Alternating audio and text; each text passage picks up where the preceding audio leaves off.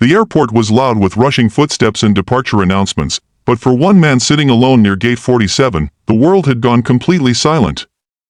He stared at his phone, unread messages glowing on the screen, when a small voice broke through the noise. "Are you lost too, mister?" He looked up, annoyed, then frozen, because the little girl standing in front of him was holding something he hadn't seen in 30 years, something that was supposed to be buried with his past, and when he finally answered her, every single person within earshot would soon wish they hadn't overheard his reply. Ethan Cole had everything people dreamed of: private jets, a corner office made of glass and steel, headlines calling him a visionary CEO. Yet here he was, sitting on a cold airport bench like a forgotten traveler, waiting for a flight he didn't even want to board. This trip wasn't business. It was escape.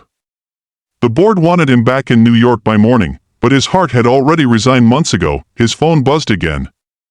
Another message from his assistant. Another reminder of meetings, numbers, pressure. Ethan turned the screen face down. He hadn't slept properly in weeks. Every terminal, every hotel room felt the same, temporary, hollow. That's when the little girl appeared. She couldn't have been older than 7. Messy hair tied with a blue ribbon, sneakers too big for her feet, and eyes that looked far too thoughtful for a child. She stood in front of him confidently, like she had rehearsed this moment. "Are you lost too, mister?" she asked again. Ethan let out a tired breath. "No," he said flatly. "I know exactly where I am." She tilted her head. "Then why do you look like someone who forgot where he belongs?" The words hit him harder than any boardroom insult ever had. He glanced around, expecting to see a parent rushing over, but no one seemed to notice them. "I'm waiting for a flight," he muttered. "So am I," she smiled.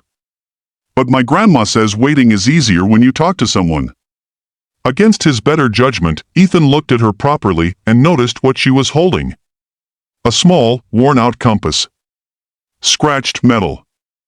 A cracked glass face. His breath caught. I had one just like that," he whispered before he could stop himself. The girl's smile faded. "This was my mom's. She said it belonged to someone important before her." Ethan's chest tightened. That compass had once been his. He lost it the night he ran away from home at 16, chasing success, leaving promises behind. "How did you get that?" he asked, his voice shaking. The girl looked at him carefully. "My mom said I'd know when I met the right person." Airport announcements echoed, but Ethan heard nothing except his own heartbeat. "Are you lost too, mister?" she asked softly again. This time, he answered honestly. "Yes," he said. "I've been lost for a very long time."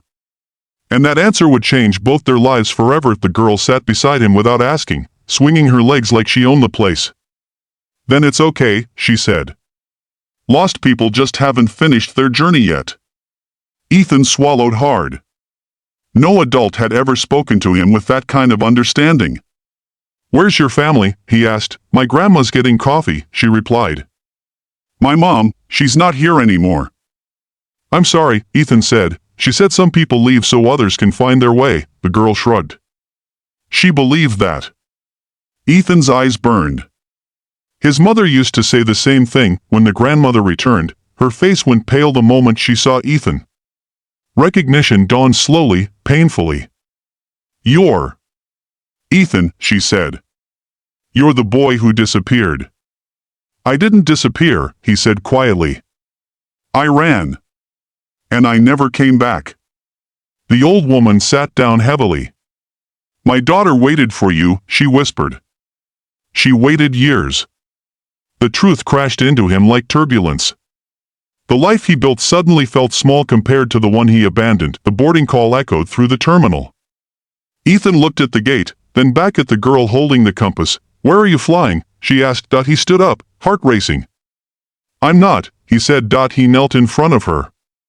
Would you let me walk with you instead?" She smiled and placed the compass in his hand. "Only if you promise not to run away again." Tears finally fell. "I promise." Ethan Cole never boarded that flight. He resigned a week later. Months after that, he opened a foundation in his mother's old neighborhood. And every morning, he carried that broken compass in his pocket, not to find direction, but to remember that sometimes, the smallest voices lead us home. Glowing star ending message, perfect for YouTube. Close, you can travel the world and still be lost, and you can meet a stranger for 5 minutes, and finally find yourself.